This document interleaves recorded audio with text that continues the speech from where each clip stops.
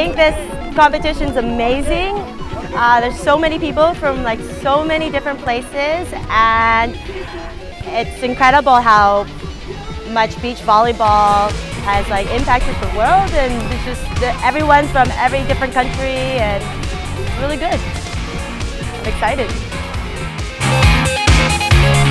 I like this city. It's my first time in Valencia, and it's my first time in Spain, so the people are very nice, and the city is beautiful. There's amazing architecture, the food's great.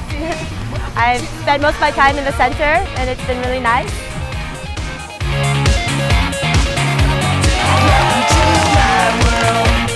Pues hemos elegido Valencia porque ya yo había venido aquí de vacaciones y conocía la playa y las condiciones son muy buenas y sabíamos ya que teníamos buenas condiciones con los palos que han puesto el ayuntamiento, con la gente aquí a quien le gusta mucho el vóley playa, que nos puede ayudar con el entrenamiento.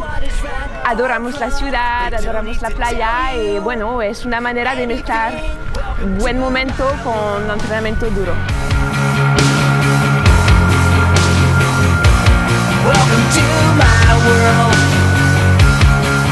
Muy buena, la verdad que se hace mucho esfuerzo por hacer este tipo de torneos y la verdad que la participación, hoy es el mixto de 4 y hoy es un día para pasárselo muy bien, disfrutar a tope y esta noche seguir con la celebración. The city is amazing. It's my first time in Valencia. I went to some other cities, Barcelona, Malaga, Madrid, but Valencia is a different atmosphere, and it's more lovely.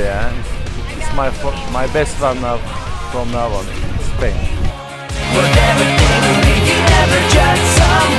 La competición ha sido muy buena, muchos amigos jugando, muy buen rollo, mucha agua y chicas muy guapas.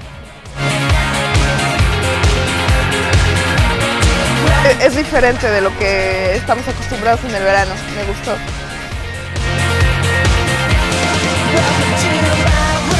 I love Valencia. I love Valencia.